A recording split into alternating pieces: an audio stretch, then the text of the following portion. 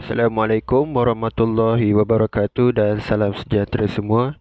Pada hari ini saya akan memberi penerangan berkenaan dengan teknik mengarang pendahuluan karangan.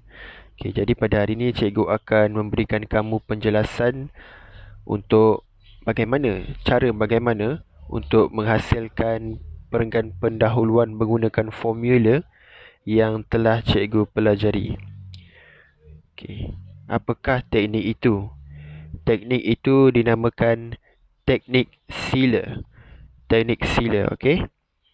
Sila merupakan akronim bagi S untuk skop umum tajuk, I untuk isu tajuk, L untuk laporan tentang tajuk dan A untuk ambil ayat tajuk.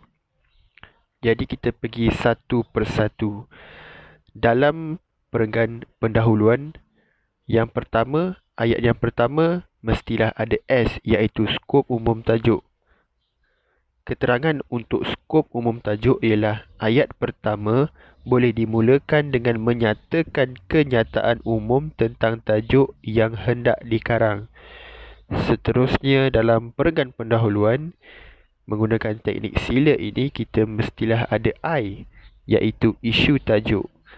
Keterangan bagi isu tajuk ialah ayat berikutnya perlu menjurus terus kepada isu yang dinyatakan dalam tajuk supaya skop pendahuluan menjadi lebih terarah.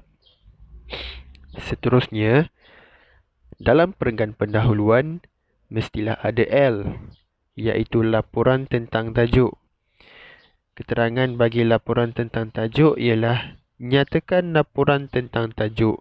Sekiranya laporan berkaitannya baik dan positif serta patut disokong, maka gunakanlah perkataan yang sesuai seperti perkataan patut disemai, dipupuk, digalakkan, diteruskan, dididik, dikekalkan, diperluas, dipraktikkan, diusahakan, diajar, dilatih dan seumpamanya. Nyatakan laporan tentang tajuk. Sekiranya laporan berkaitannya tidak baik dan negatif serta tidak patut disokong, maka gunakanlah perkataan yang sesuai seperti dijauhi, dibanteras, ditangani, dielakkan, dipantau, disiasat, diambil tindakan, dihalang, ditegur, digempur dan seumpamanya. Akhir sekali dalam perenggan pendahuluan mestilah ada A, iaitu ambil ayat tajuk. Keterangan bagi ambil ayat tajuk ialah mulakan ayat terakhir dengan memasukkan ayat daripada soalan. Ayat terakhir pada perenggan ini akan lebih berfokus bagi menunjukkan kesediaan murid untuk mengarang isi yang pertama pada perenggan berikutnya. Bagi murid-murid jelas tentang teknik ataupun formula sila untuk menghasilkan perenggan pendahuluan karangan, cikgu ada sediakan contoh kepada kamu semua. Jadi mari kita lihat. Contoh ini merupakan contoh bagi perenggan pendahuluan karangan jenis suasana. Terdapat pelbagai jenis perenggan pendahuluan. Sebagai contoh, jenis perenggan pendahuluan suasana, peribahasa, sejarah. Jadi pada kali ini, cikgu ingin memberi fokus kepada kamu perenggan pendahuluan jenis suasana. Dan tajuk bagi contoh ini ialah kesan buruk ragut kepada masyarakat hari ini. S merupakan skop umum tajuk. Skop umum tajuk ayat dia berbunyi seperti ini. Mutakhir ini, kita sering membaca dan mendengar berita tentang jenayah ragut yang melibatkan kecederaan atau kehilangan nyawa. Jadi murid-murid dapat lihat di sini bahawa dalam ayat ini kita berfokuskan kepada umum. Seterusnya ayat untuk isu tajuk berbunyi seperti ini. Kesan buruk akibat jenayah ragut tidak boleh dipandang ringan. Jika suasana yang membimbangkan ini tidak dibendung, masyarakat akan hidup dalam ketakutan, malah jenayah ini akan meningkat serta menjadi tidak terkawal. Pelajar dapat lihat di sini bahawa penggunaan ayat isu tajuk. Okey, kita memaparkan tentang isu kesan buruk ragut kepada masyarakat. Seterusnya ayat untuk L, iaitu laporan tentang tajuk. Contoh ayat dia berbunyi seperti ini. Peragut adalah jenayah yang tidak berperi kemanusiaan dan mementingkan diri sendiri kerana mencari pendapatan atas penderitaan dan nyawa orang lain.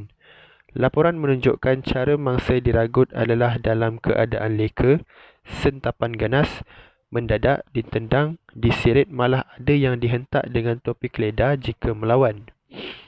Murid-murid dapat lihat di sini, dalam ayat ini kita memaparkan laporan tentang tajuk iaitu kesan buruk ragut kepada masyarakat. Dan di dalam ayat ini juga kita dapat memaparkan tentang suasana ragut itu. Sebab kita fokuskan untuk menghasilkan perenggan pendahuluan jenis suasana. Ayat sekali ialah A, iaitu ambil ayat tajuk. Untuk ayat terakhir ini kita ambil sahaja semula ayat tajuk daripada soalan, iaitu kesan buruk ragut kepada masyarakat hari ini.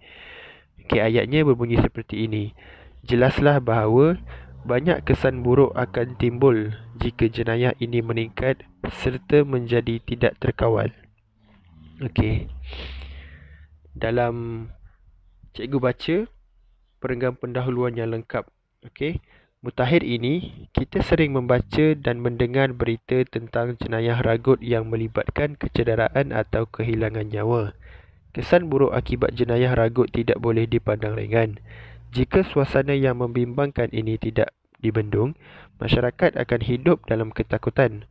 Malah jenayah ini akan meningkat serta menjadi tidak terkawal. Peragut adalah jenayah yang tidak berperi kemanusiaan dan mementingkan diri sendiri kerana mencari pendapatan atas penderitaan dan nyawa orang lain. Laporan menunjukkan cara mangsa diragut adalah dalam keadaan leka, sentapan ganas, mendadak, ditendang, disirit, malah ada yang dihentak dengan topi keledar jika melawan. Jelaslah bahawa banyak kesan buruk akan timbul jika jenayah ini meningkat serta menjadi tidak terkawal. Okey. Ini merupakan contoh lengkap perenggan pendahuluan karangan menggunakan teknik sila bagi perenggan pendahuluan jenis suasana. Okey. Saya harap murid-murid semua faham dengan penerangan cikgu pada hari ini. Jadi, cikgu nak kamu semua bina satu perenggan pendahuluan karangan jenis suasana menggunakan teknik ataupun formula yang telah dipelajari pada hari ini, iaitu teknik sila. Cikgu nak kamu semua memberi fokus kepada tajuk langkah-langkah untuk menangani masalah kenaikan harga barangan seperti video yang telah dipertontonkan kepada kamu pada awal pembelajaran pada hari ini. Okey. Jika kamu semua tidak faham ataupun kamu perlu penerangan yang lebih, kamu tanya sahaja saya. Okey. Saya sedia membantu kamu semua. Okey, terima kasih semua. Assalamualaikum.